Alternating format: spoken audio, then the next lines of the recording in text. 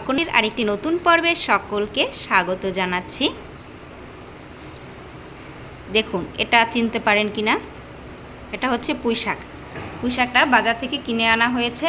কত সুন্দর একটা পুঁই শাক, দেখুন শাকটা কিন্তু অনেক সুন্দর, একদম কচি কচি কচি ডগা, বাজার থেকে কিনে এনেছি।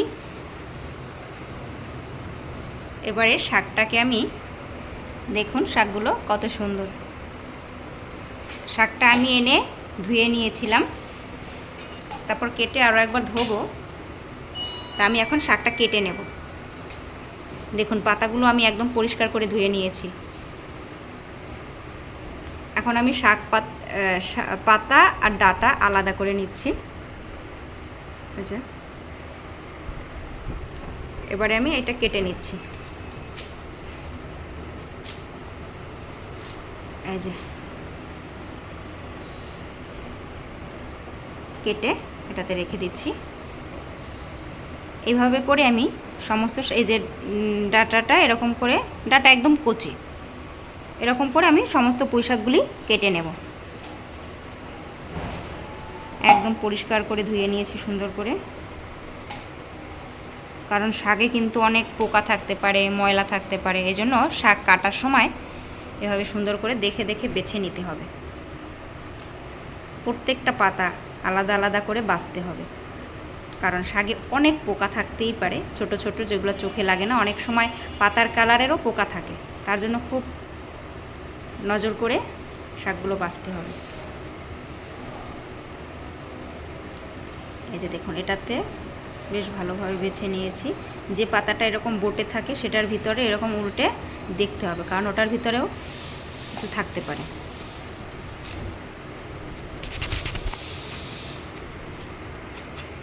আর এই শাকের সাথে আজকে আমি এই যে রাঙা আলু বা মিষ্টি আলু যেটাকে বলা হয়, এইটা দিয়েই রান্না করব। আজকে রাঙা আলু দিয়ে পুঁই শাক রান্না করব। দেখুন এইদিকে আমি কড়াইয়ে জল গরম বসিয়ে দিয়েছিলাম। এটা কি তুমি লাড়া দিছো? আর এখন আমি এই যে পুঁই শাকগুলো দিয়ে দিচ্ছি। পুঁই শাকগুলো ভালো করে ধুয়ে নিয়েছি, আবার গরম জলে পুঁই শাকটা দিয়ে দিচ্ছি।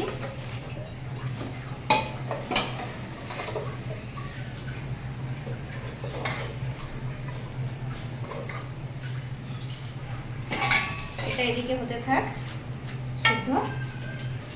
একটু ঢাকা দিয়ে দিচ্ছি আর একটা কড়াই বসিয়ে নিলাম।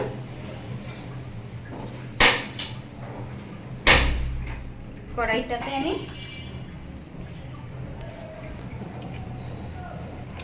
কড়াইয়ে তোমার তেল দিয়েছি। কড়াইয়ের তেল গরম হয়ে গেলে এই যে আমি রাঙা আলুটা কেটেছিলাম এটা একটু ভেজে নেব। সময় স্বল্পতার কারণে আমি দুই পাশে তাড়াতাড়ি রান্না করছি।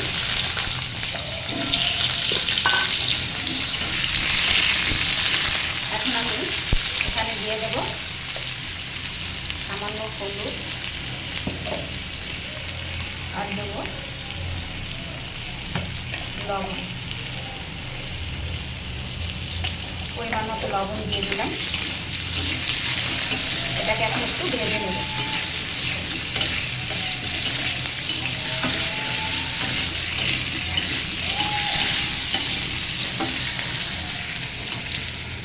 কতটা জল বেরিয়েছে, আর আগে তো একটু জল দিয়েছিল আমি। এখন এটাতে আমি এই যে কড়াইটা ঢাকা দিয়ে এটাতে দিয়ে দেবো পরিমাণ মতো লবণ।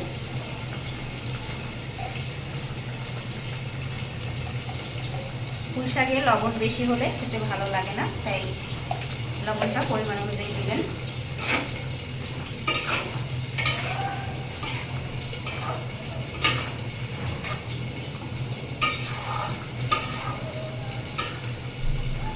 আমি যে রান্নাগুলো করি এগুলোই যারা অতিরিক্ত ঝাল মশলা খেতে পারেন না তাদেরই ভালো লাগবে, আর যারা ঝাল মশলা ছাড়া খেতে পারেন না তাদের আবার ভালো নাও লাগতে পারে।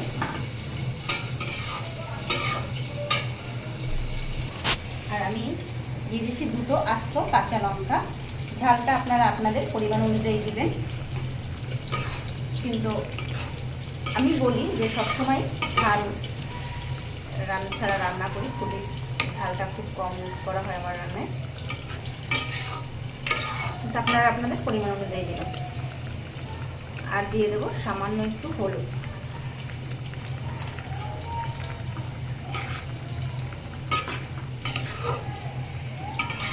আর দেখুন এইদিকে আমার আবার এটা আবার ঢাকা দিয়ে দিলাম, আর আলুটাও কিন্তু ভাজা প্রায় হয়ে গেছে, ভাজা হয়ে গেছে। এবারে আমি আলুটাকে শাকের ভিতরে দিয়ে দিচ্ছি।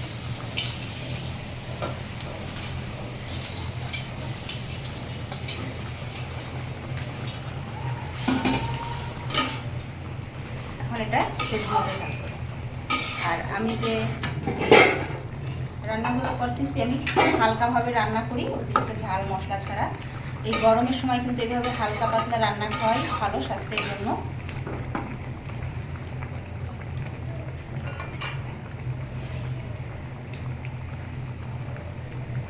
দেখুন কত সুন্দর শাকটা ফুটতেছে, শাক।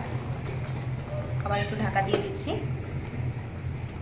আর এদিকে আবার কড়াই সরিষা ফোড়ন দিয়ে করব, আর কিছু দেবো না।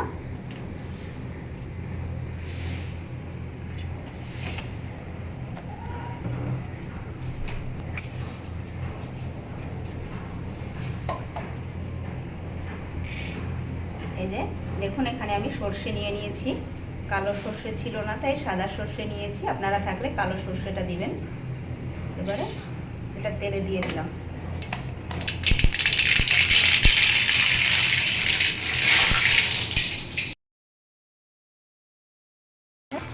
আর শাকের ঝোলটাও কিন্তু অনেকটা টেনে গিয়েছে। গরমের সময় এরকম হালকা পাতলা ঝোল শাক দিয়ে খেতে ভালো লাগে। আর সাথে একটু মিষ্টি আলু দেওয়া হয়েছে, মিষ্টি মিষ্টি লাগবে, খেতে ভালো লাগবে। এবার এই যে ফোড়ন করা তেল, এটা আমি দিয়ে দিয়েছি।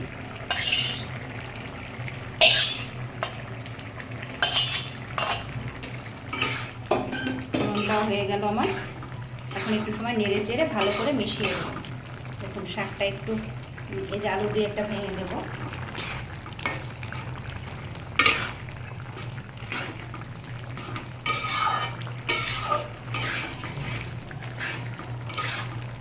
এবার এটা নামিয়ে নেব।